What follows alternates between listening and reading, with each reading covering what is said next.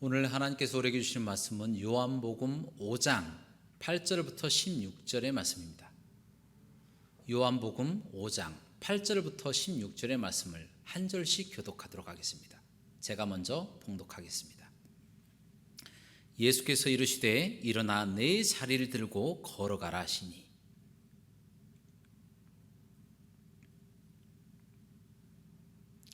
유대인들이 병 나은 사람에게 이르되 안식일인데 내가 자리를 들고 가는 것이 옳지 아니하니라.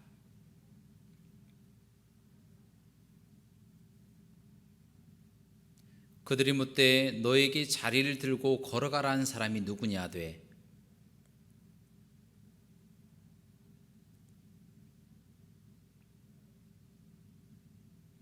그 후에 예수께서 성전에서 그 사람을 만나 이르시되 보라 내가 나았으니 더 심한 것이 생기지 않게 다시는 죄를 범하지 말라 하시니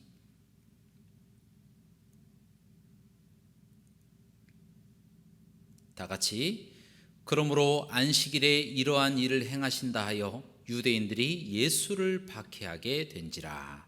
아멘. 오늘 말씀의 제목은 병자는 베데스다에라고 하는 제목으로 말씀을 선포하고자 합니다. 따라 하시겠습니다. 병자는 베데스다에. 오늘 본문 말씀 요한복음 5장 8절부터 16절 말씀 앞부분에 보면 1절부터 7절이 나오는데 이 말씀의 내용은 예수 그리스도께서 명절에 특별히 안식일에 베데스다 연못가에 가신 사건이 기록되어 있습니다. 이 베데스다라고 하는 연못은 예루살렘 부근에 있었는데요. 또 양문 곁에 있었습니다. 또한 그곳에는 5개의 행각이 있었는데 이 행각은 이 지붕이 있는 정자를 이야기를 하는 것으로 5개나 있었던 것으로 보아 매우 규모가 컸다라고 예상할 수가 있습니다. 그 행각 안에는 많은 병자들이 있었는데요. 맹인도 있었고요. 다리 저는 사람, 중풍병자 등 여러 가지 질병으로 고생하는 사람들이 많이 있었다는 겁니다. 그들의 목적, 그들이 그곳에 모이는 목적은 뭐냐?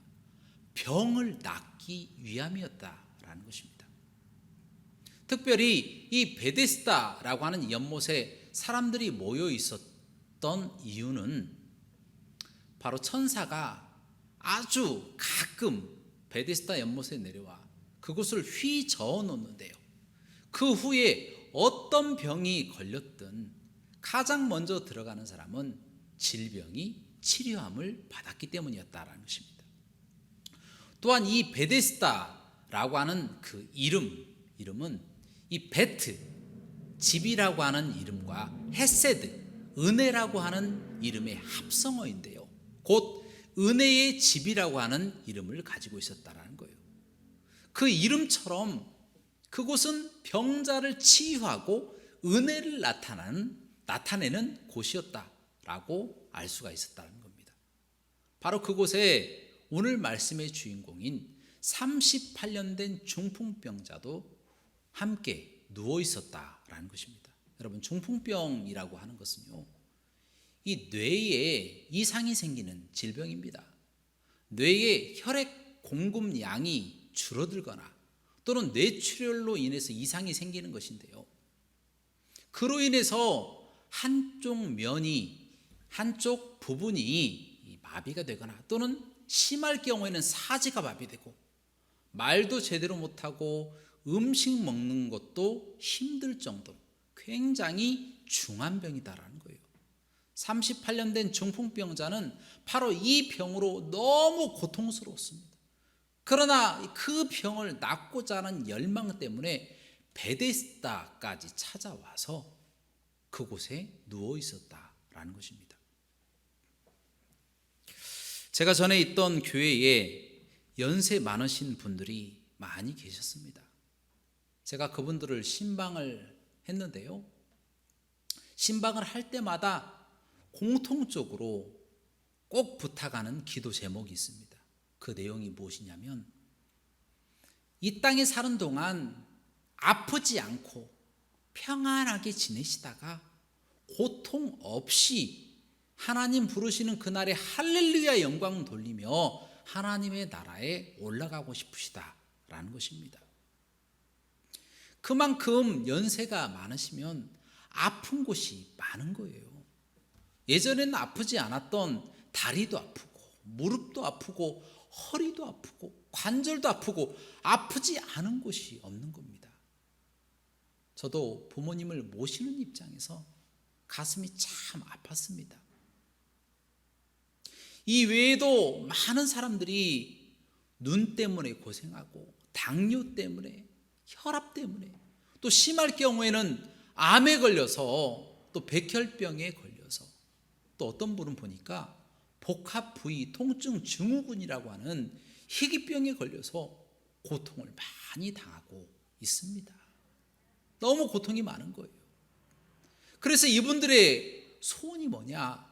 어떻게 해서든지 좋은 병원, 좋은 의사, 좋은 치료 받고 질병이 깨끗하게 치료함 받는 것, 그것이 이분들의 소원이다라는 거예요.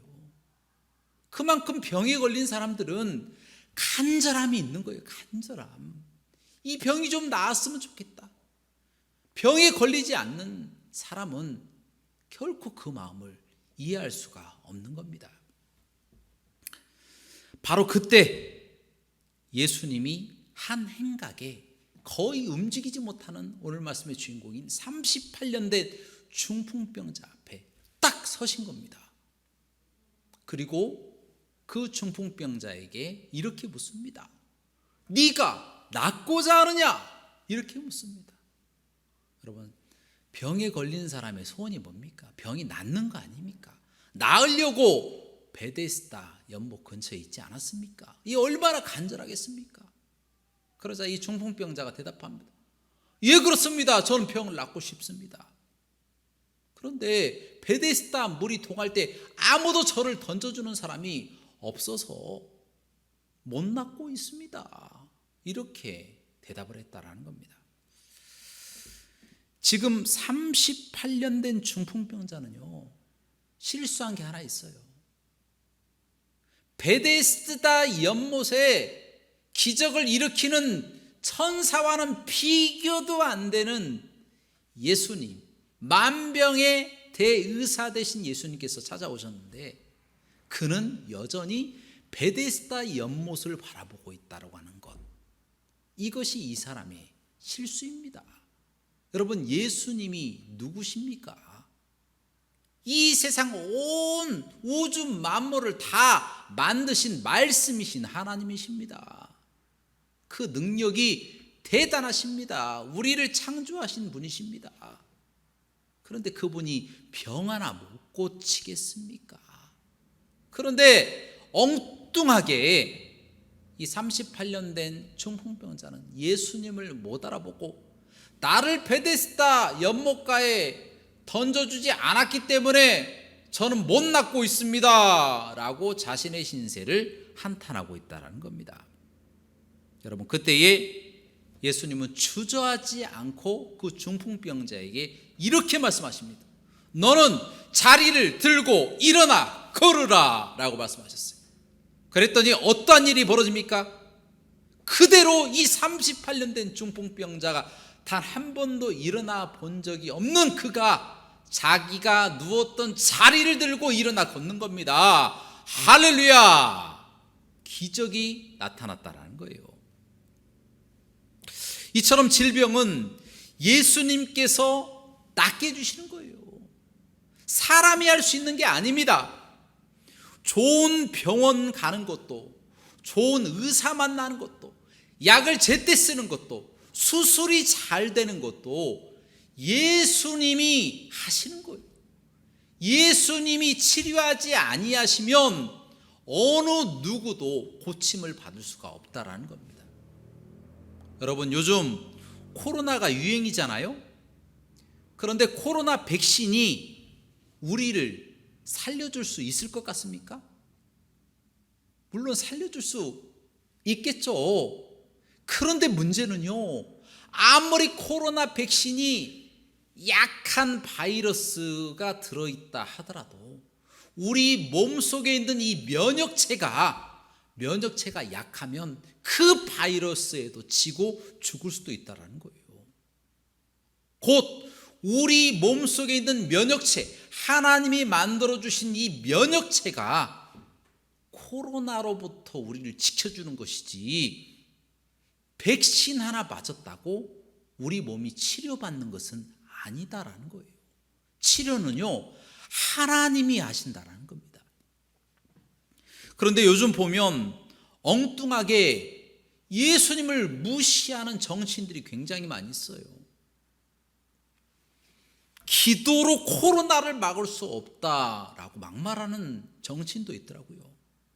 참 씁쓸합니다. 또 어떤 총리는 방역이 종교의 자유보다 우선이다. 기독교인이라고 하는 총리가 내뱉는 말, 이게 얼마나 무식한 이야기입니까? 방역 잘한다고, 통제 잘한다고 코로나라 질병을 이겨낼 수 있을 것 같습니까? 여러분 몸속에 있는 면역체가 약하면 다 뚫리는 거예요. 아무리 약한 백신이라도 그것 맞고도 죽을 수도 있다는 거예요. 인간의 이 방역과 통제는 한계가 있습니다. 얼마나 많은 바이러스 변종들이 있습니까? 또 얼마나 다양한 변수들이 그 앞에 펼쳐져 있습니까? 그래서 더욱 믿음의 사람들, 또 정치하는 사람들은 기도를 많이 해야 되는 거예요. 변수가 많기 때문에, 변이가 많기 때문에, 변종이 많기 때문에 방역을 잘하기 위해서 더 열심히 기도하고 방역해야 한다는 거예요. 왜 기도와 방역을 두 개로 나눕니까? 방역하면서 기도해야 된다는 거예요. 그래야만이 인간의 부족함, 인간이 할 수 없는 것을 하나님이 하시고 치료의 예수님께서 도와주셔서 그 난국을 극복할 수가 있게 된다라는 겁니다. 결국 예수님이 살리시는 거예요. 믿습니까? 결국 예수님이 살리시는 거예요. 예수님이 치료하시는 겁니다. 예수님이 여호와 라파 되시는 하나님이 되셔서 일하시는 겁니다. 그것도 모르고 괜한 곳에 가서 고생할 필요가 없는 겁니다. 사랑하는 여러분, 우리의 질병은 우리를 만드신 예수님이 가장 잘 아세요. 그렇기 때문에 가장 치료도 잘 하십니다. 그래서 우리는 기도해야 한다라는 거예요. 기도가 가장 중요합니다. 그리고 난 후에 방역하시기 바랍니다. 약도 드세요. 치료도 받으세요. 수술도 받으세요. 그러면 우리 예수님께서 함께 하셔서, 만병의 대의사 되시는 예수님께서 함께 하셔서 우리의 몸을 치료하고 38년 된 중풍병자도 일으키셨던 것처럼 우리의 모든 문제와 질병을 다 치료하실 줄로 믿습니다. 자, 이제 갑작스럽게 병이 나 걸어 다니는 이 중풍병자를 보고 사람들이 깜짝 놀랐어요. 왜냐, 38년 동안이나 누워 있었던 사람이 멀쩡하게 걸어 다니니 얼마나 놀랬겠습니까? 그럼 일반적인 사람들이라면 고통당했던 사람이 다시 질병에 놓여서 행복하게 됐으니 박수 쳐주고 함께 기뻐해 주면 됩니다.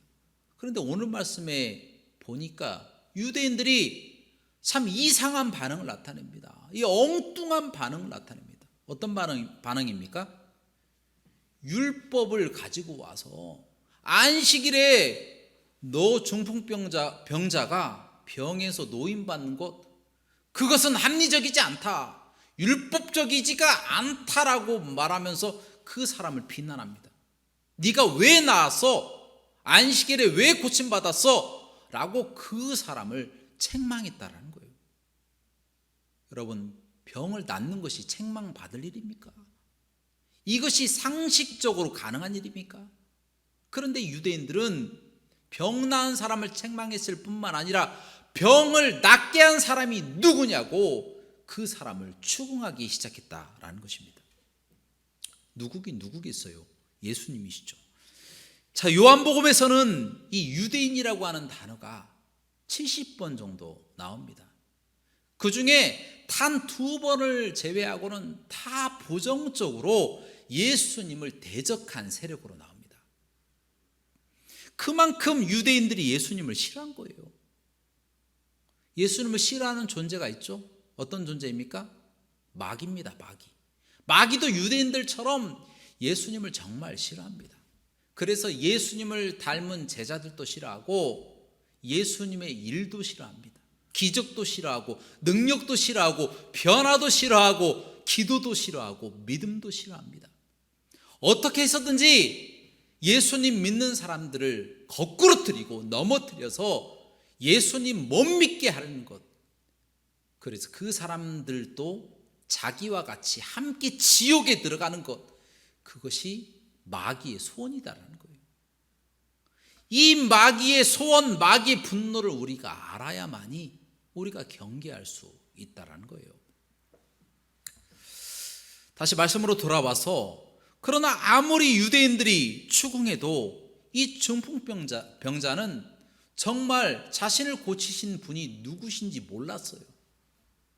모르는 상태에서 그냥 자리를 들고 일어난 거예요. 그리고 성전에 들어갔죠.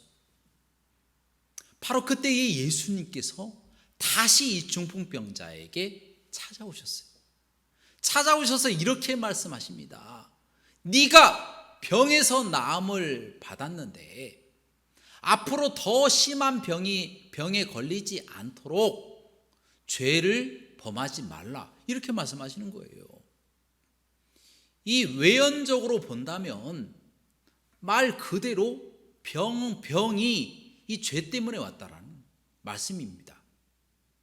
이 38년 된 중풍병자가 죄를 저질렀기 때문에 병이 왔다, 이렇게 의미하시는 말씀이었다라는 거예요.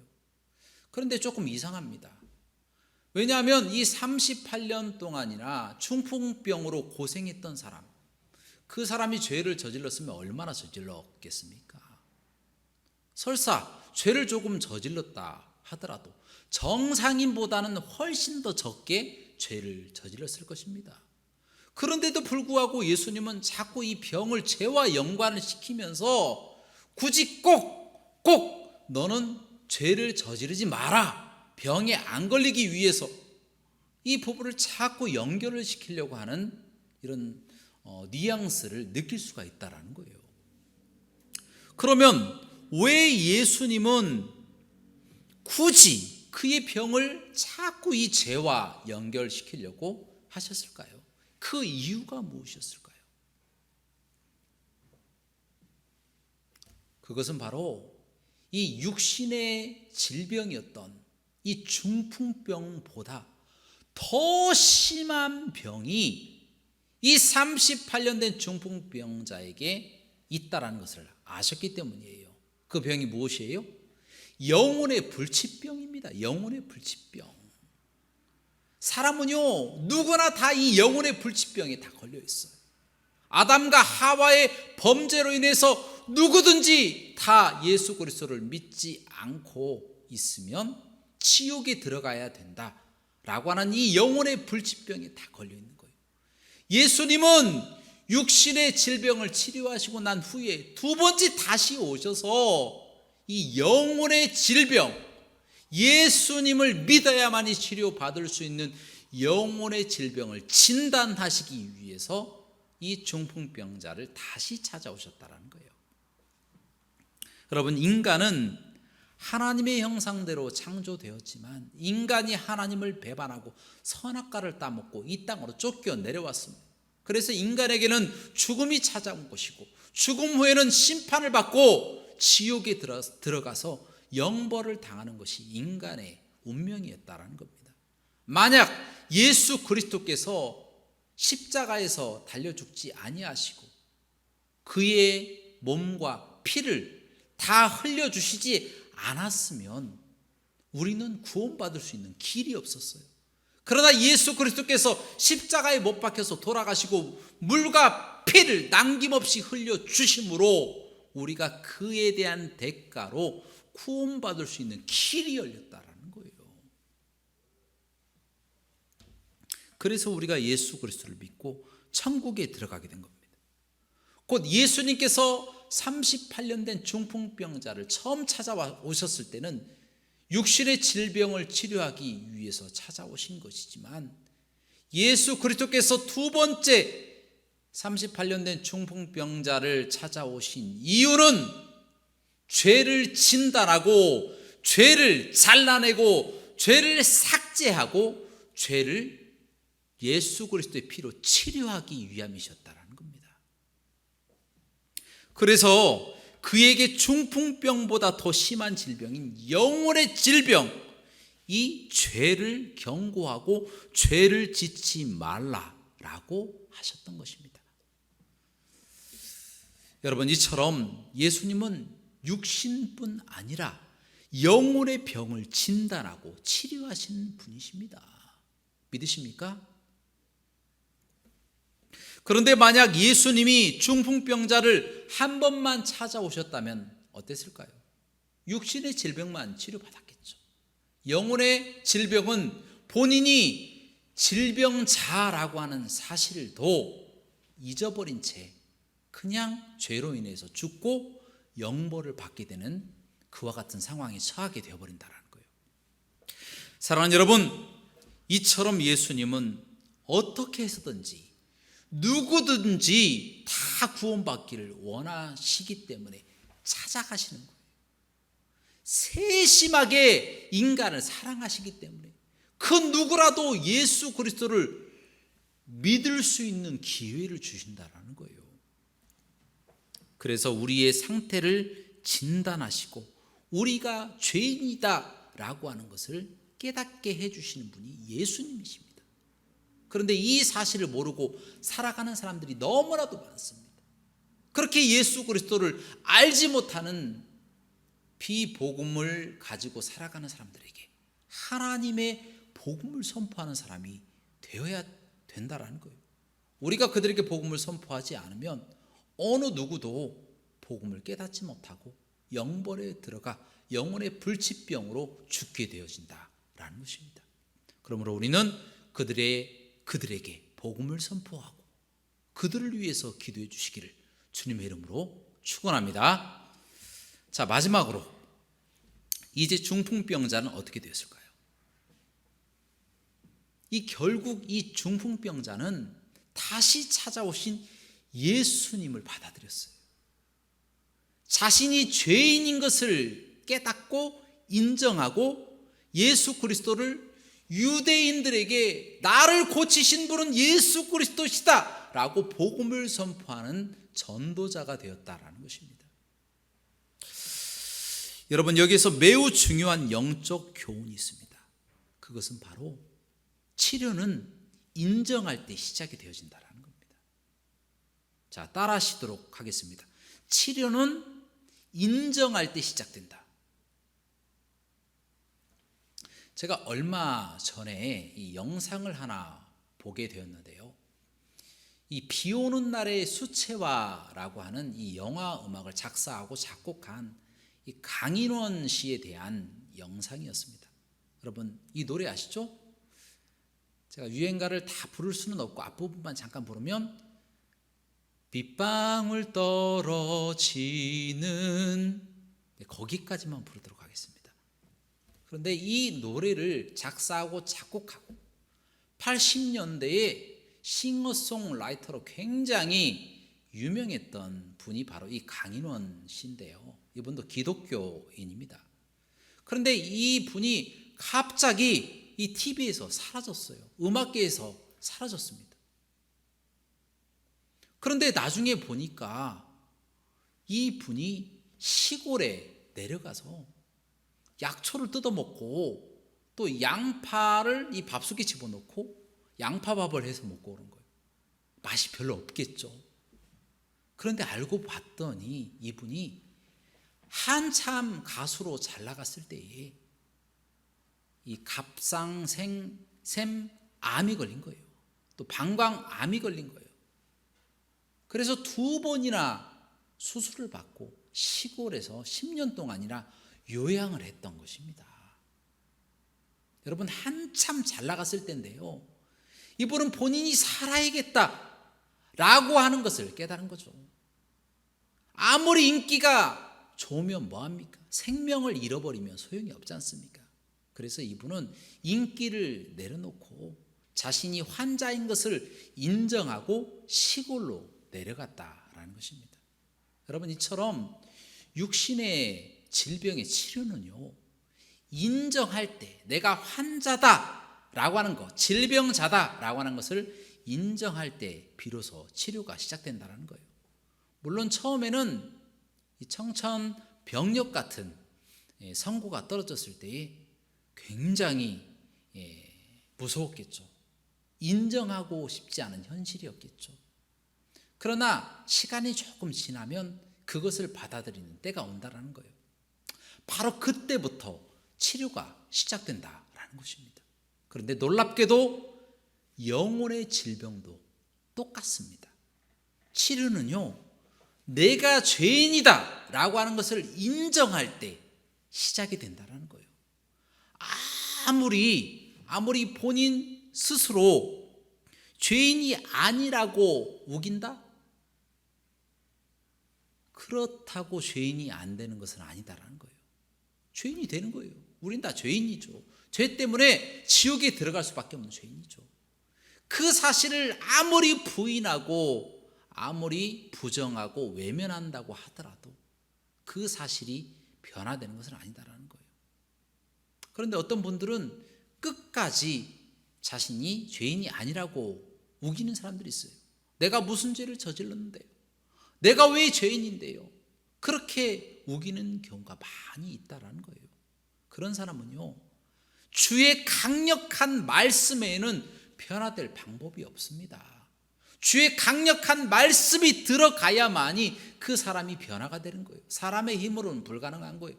그렇기 때문에 하나님의 말씀을 알게 모르게 그분들에게 전해주고 또 그분들을 위해서 기도해 주는 것, 그것이 우리가 할 수 있는 최상의 방법이다라는 거예요. 그래서 영혼의 문제는 본인 스스로가 내가 죄인이다 인정할 때, 그때 예수님이 찾아오셔서 우리의 질병을 고치시는 거예요. 영혼의 질병을 고치시는 거예요. 아담과 하와가 저질렀던 교만의 죄를 무너뜨리고 우리가 죄인이다고 고백하며 우리를 겸손하게 낮출 때에 예수 그리스도의 거룩하신 피가 우리에게 전가되어서 우리가 구원받을 수 있는 그 길이 열리게 되어진다는 거예요. 여러분도 잘 아시는 이 가룟 유다는 한때 예수님을 스승으로 모셨어요. 3년 동안이나 쫓아다녔어요. 예수님을 잘 만났죠. 그런데요, 이 사람이 나중에는 은 30에 예수님을 팔아버렸습니다. 왜 그렇습니까?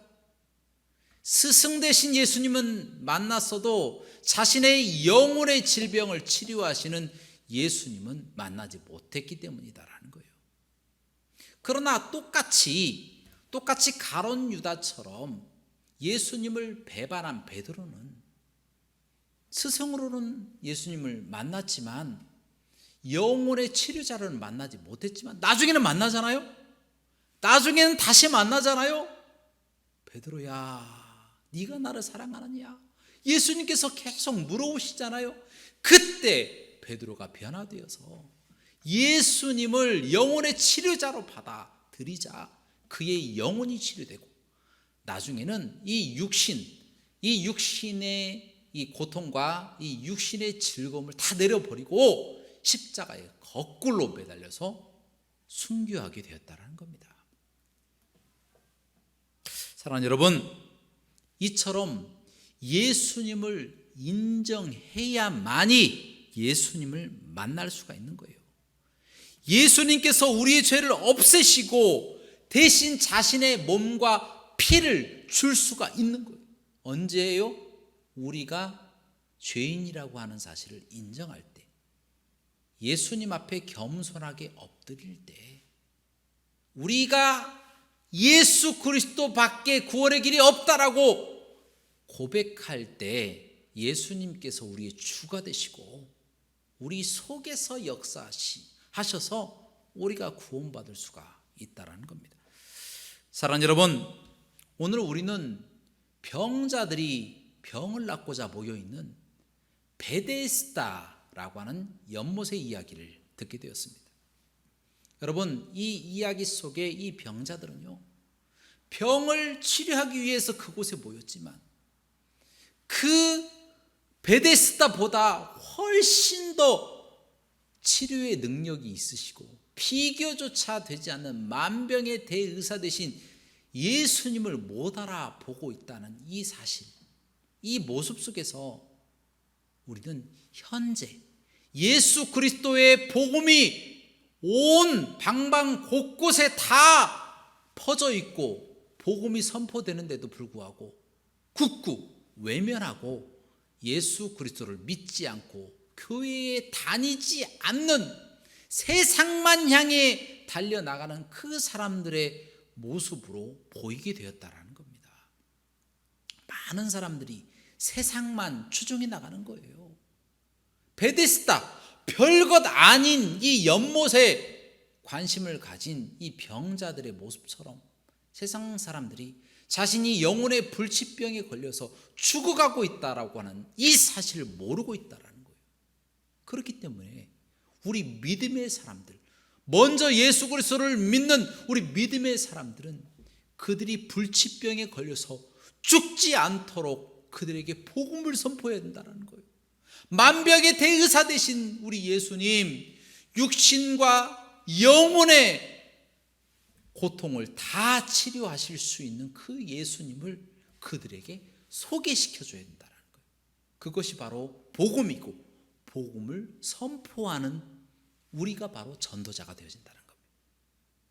그러므로 우리는 어떠한 순간 가운데서도 베데스다를 바라볼 것이 아니라 예수 그리스도, 훨씬 더 능력 되시는 예수 그리스도를 바라봄으로 그 예수 그리스도를 통하여 다 치료받는, 육체와 영혼이 다 치료받는 귀한 믿음의 권속들 되시기를 주님의 이름으로 축원합니다. 함께 기도하시겠습니다. 은혜가 풍성하시고 자비로우신 하나님 아버지, 저희들은 참으로 믿음이 연약하여서 세상적인 즐거움과 세상적인 욕망만 추구하며 살아갈 줄만 알았지, 예수 그리스도를 섬기고 예수 그리스도의 뜻대로 살아갈 마음이 부족했음을 고백합니다. 우리의 죄를 용서하여 주시고 이후로부터의 모든 삶은 이제는 예수님께 향하는 삶, 예수님께 기도하는 삶, 영혼의 치료자 되시고 우리 육신의 치료자가 되시는 그 예수님께 기도하는 삶, 또 세상에 믿지 않는 영혼들에게 복음을 선포하는 삶이 될 수 있도록 인도하여 주옵소서. 모든 영광 하나님께 돌리기를 원하며 예수 그리스도 이름으로 간절히 기도합나이다. 아멘.